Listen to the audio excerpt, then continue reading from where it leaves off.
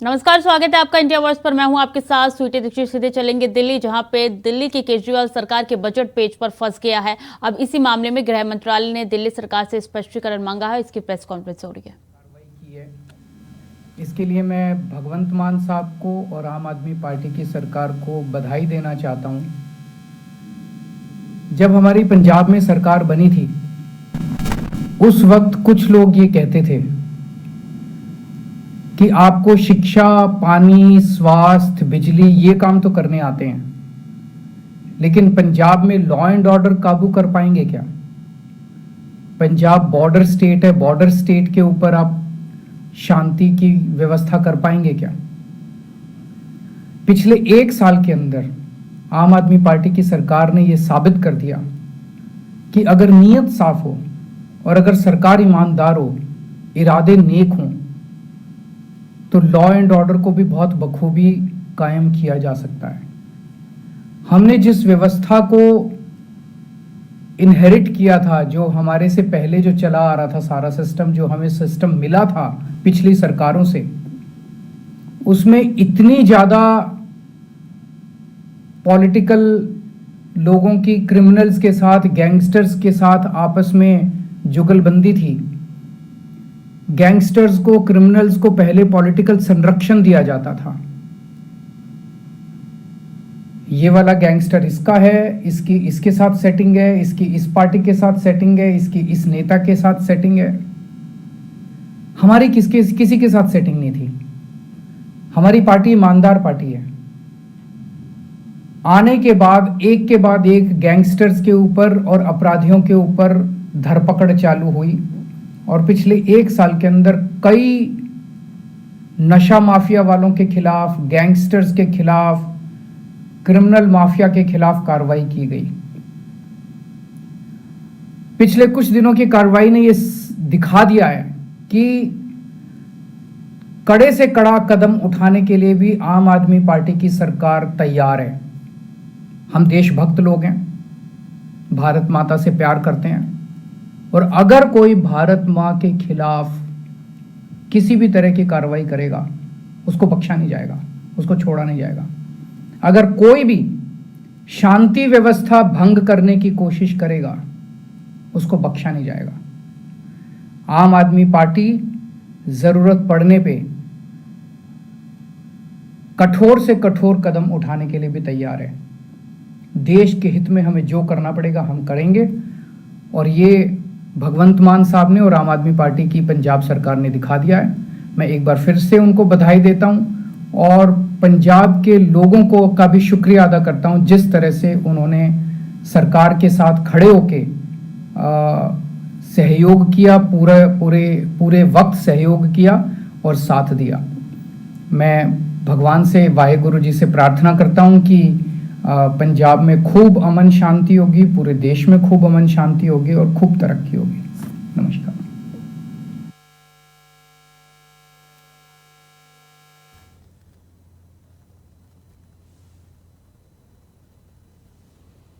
तो अमृतपाल लगातार फरार चल रहा है, जिसको लेकर केजरीवाल की प्रेस कॉन्फ्रेंस हुई। उन्होंने कहा कि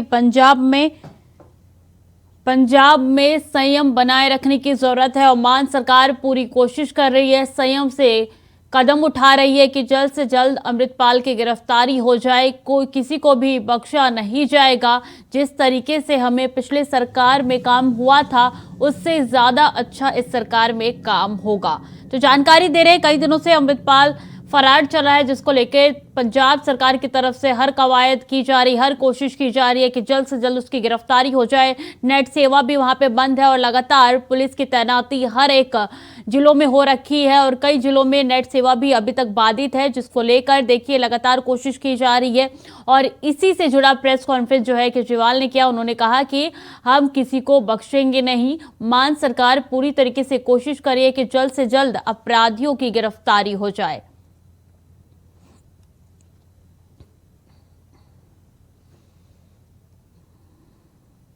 खबरों में आगे बढ़ेंगे। बड़ी जानकारी, थोड़ी देर में सर्वदलीय बैठक होगी शुरू। लोकसभा स्पीकर ने बुलाई सर्वदलीय बैठक।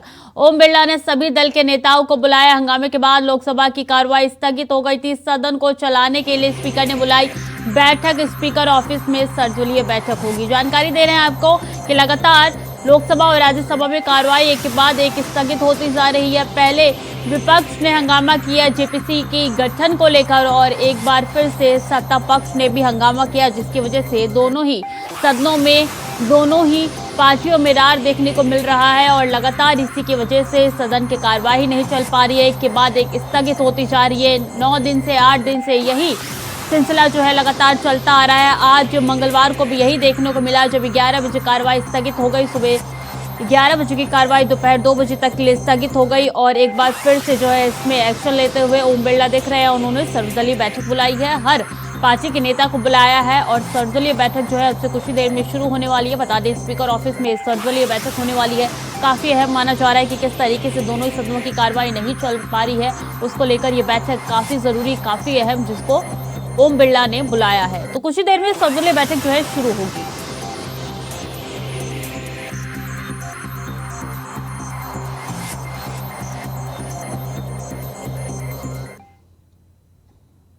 और अमृतपाल को लेकर पंजाब सरकार पर हाईकोर्ट सख्त, अगर वो भागा तो ये खुफिया तंत्र की नाकामी है। हाईकोर्ट ने कहा है पंजाब सरकार ने माना अमृतपाल अब भी लापता है। हाईकोर्ट ने पूछा 80,000 पुलिस वाले क्या कर रहे हैं।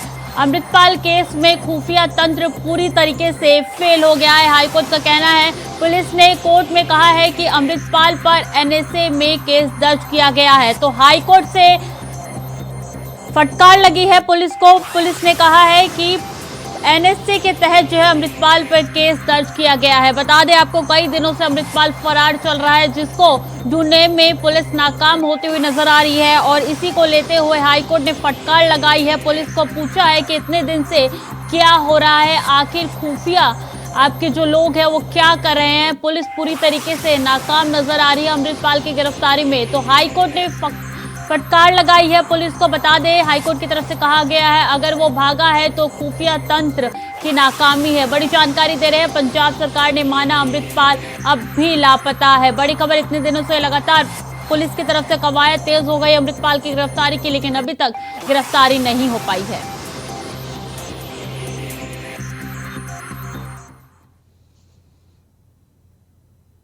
और माफिया अतीक के गुर्गे पर होगी कार्रवाई। अवैध साम्राज्य पर आज भी चलेगा बुलडोजर। धूमनगंज इलाके में है गुर्गे का अवैध निर्माण। पीटीए अतीक के गुर्गे पर करेगी कार्रवाई। उमेशपाल हत्याकांड के बाद अतीक गिरोह पर कस रहा है शिकंजा। बड़ी जानकारी दे रहे हैं, एक के बाद एक उमेशपाल हत्याकांड से जुड़े हुए जो भी शूटर थे उनके घर पे ये कार्रवाई हो रही है और एक बार फिर से यह अवैध कार्रवाई के ऊपर जो है बुलडोजर चलने वाला है पीटीए की तरफ से। बता दें कि धूमनगंज इलाके में है गुर्गे का अवैध निर्माण, जिसको पीटीए गिरवाने वाली है। और कल भी यानी कि सोमवार को भी गुलाम के घर भी यही कार्रवाई देखने को मिली थी, किस तरीके से बुलडोजर वहां पे गरजा था। एक बार फिर से पीटीए अतीक के गुर्गे पर लगातार कार्रवाई कर रही है। तो उमेशपाल हत्याकांड के बाद अतीक गिरोह पर लगातार शिकंजा कस रहा है। लगातार पीटीए एक्शन में आ रही है, प्रयागराज पुलिस एक्शन में आ रही है और एक और गुर्गे की घर को ढहाया जाएगा। बता दें कि पीटीए की तरफ से यह कार्रवाई की जा रही है। अवैध साम्राज्य पर आज भी बुलडोजर चलेगा। बड़ी जानकारी आपके साथ साझा करें, उमेशपाल हत्याकांड से जुड़ा हुआ ये पूरा अपडेट है जो आपके साथ साझा करें। धूमनगंज इलाके में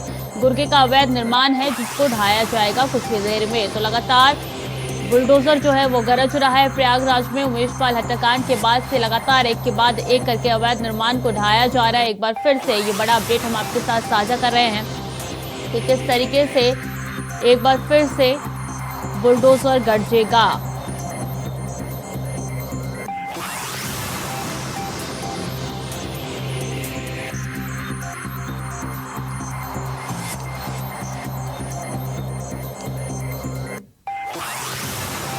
तो लगातार शूटरों के ऊपर जो है 5 लाख का इनाम घोषित है और शूटर अभी तक फरार चल रहे हैं, लेकिन उनके घर पे जो है लगातार कार्रवाई हो रही है। अवैध निर्माण को ढाया जा रहा है। अतीक के जितने गुर्गे हैं वो एक के बाद एक करके सबकी बारी आ रही है और एक बार फिर से आज एक गुर्गे का घर जो है ढाया जाएगा। गुर्गे के घर पे जो है बुलडोजर चलेगा। आपको बता दें कल मोहम्मद गुलाम के घर बुलडोजर चला था और आज ये बड़ी कार्रवाई पीडीए की तरफ से फिर से देखने को मिल रही है कि किस तरीके से गुर्गे के घर जो है बुलडोजर चलेगा। तो अवैध साम्राज्य पर आज भी बुलडोजर चलेगा। प्रयागराज से बड़ी जानकारी निकल के सामने आ रही है। उमेश पाल हत्याकांड से जुड़ा हुआ पूरा मामला है, जिसको लेकर लगातार एक के बाद एक से बुलडोजर गरज रहा है। और सीएम योगी का कहना था कि माफियाओं को मिट्टी में मिला देंगे, उसी के तहत ये लगातार अभियान चलाया जा रहा है। उमेश पाल हत्याकांड से जुड़ा हुआ ये पूरा मामला है, पूरा सिलसिला है जो आपके साथ साझा कर रहे हैं। एक और बड़ी जानकारी, बड़ी खबर, एक और अतीक के गुर्गे के घर पे बुलडोजर चलने वाला है।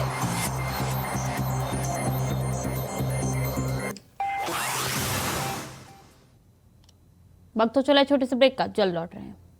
ब्रेक के बाद एक बार फिर से स्वागत है आपका। खबरों में आगे बढ़ेंगे। दिल्ली के स्वास्थ्य मंत्री सौरभ भारद्वाज और राज्यसभा सांसद राघव चड्ढा ने दिल्ली का बजट रोके जाने को लेकर मंगलवार को प्रेस कॉन्फ्रेंस की। इसमें उन्होंने कहा कि बजट हुए पवित्र होता है, बहुत पवित्र होता है और ये लोकतंत्र का एक बहुत बड़ा पर्व है। मुझे याद नहीं आता कि देश क्या पूरे विश्व में किसी राज्य का बजट पेश होने से रोक लिया जाए।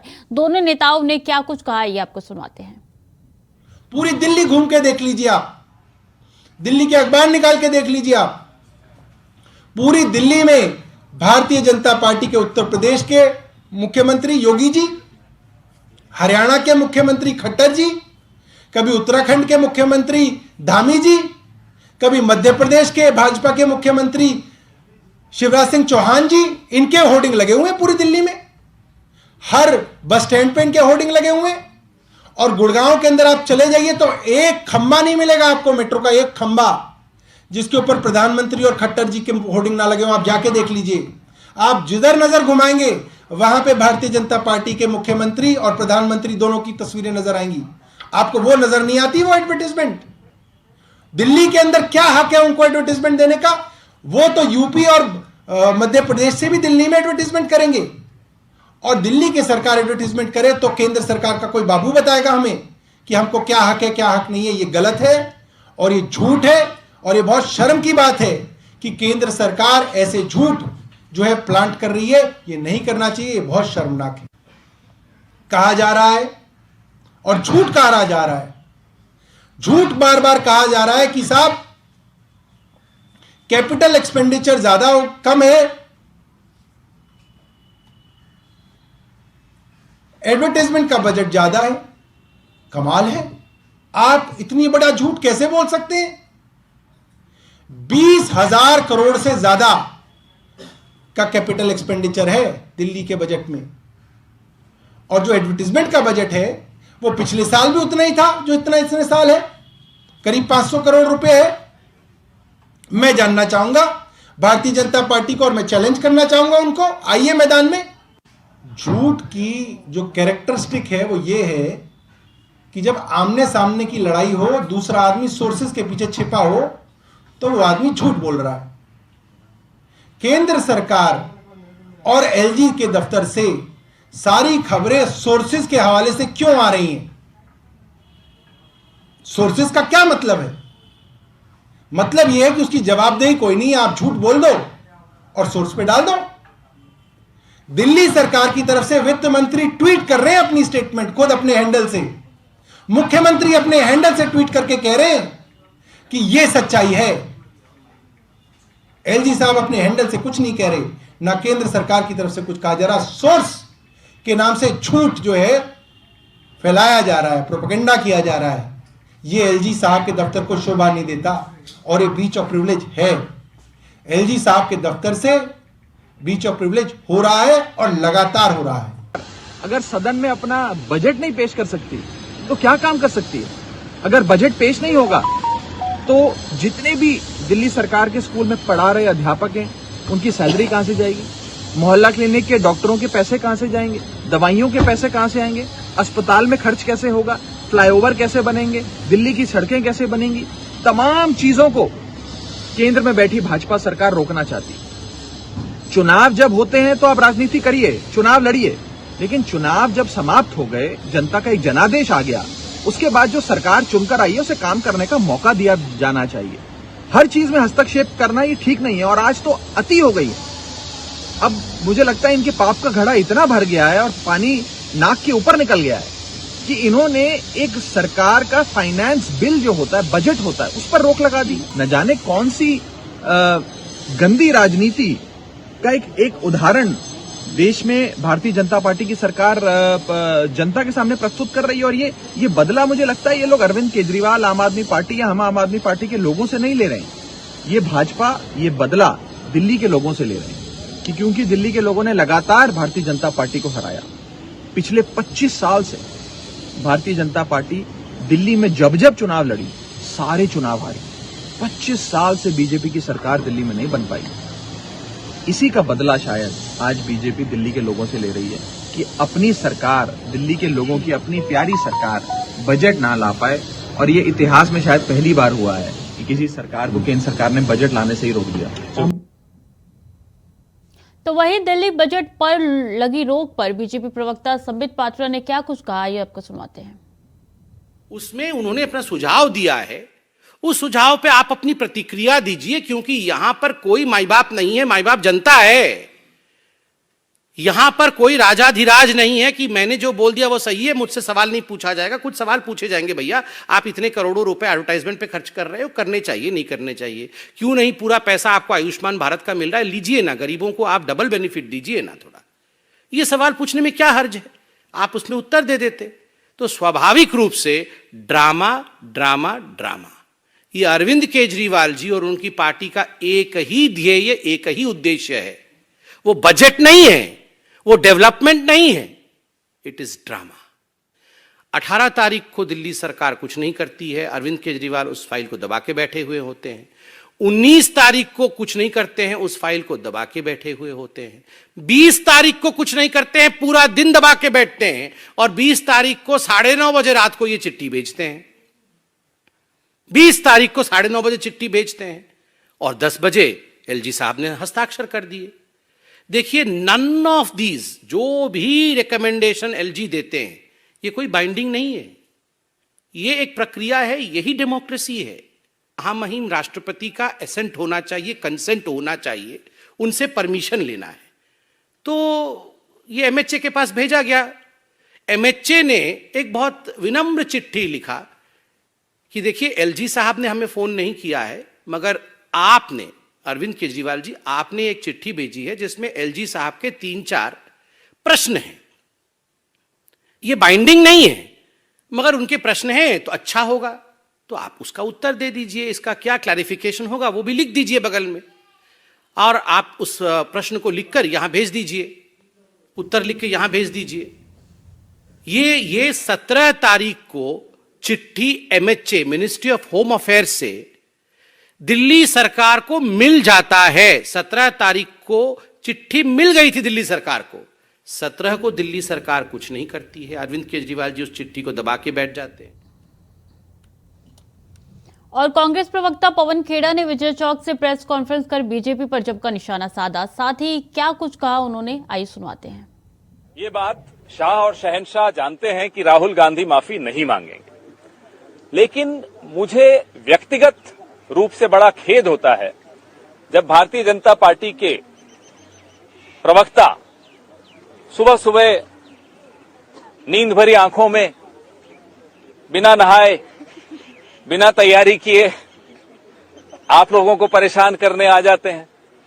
क्योंकि जो परंपरा रही है भारतीय जनता पार्टी के प्रवक्ताओं की, वो तो ये रही है कि दिन में व्हाट्सएप को रिचार्ज करते हैं और शाम को अपना अधकचरा ज्ञान टीवी पर आकर बांट देते हैं। चलिए, कुछ भी करते हो, बेचारे मेहनत तो करते हैं, अपने बॉस की तरह प्रेस वार्ता से बच के भागते तो नहीं है, प्रेस कॉन्फ्रेंस तो करते हैं कम से कम। लंदन के वफादार हमारे स्वतंत्रता सेनानियों के खिलाफ मुखबरी करने वाले, 9 बार नाक रगड़कर इंग्लैंड से माफी मांगने वाले, वाइसराय से पेंशन लेने वाले हमें देशभक्ति का ज्ञान देते हैं, वो भी सुबह सुबह आकर, तो हंसी आती है। फिलहाल के लिए बुलेटिन में इतना ही। बाकी की खबरों के लिए देखते रहिए इंडिया वॉइस।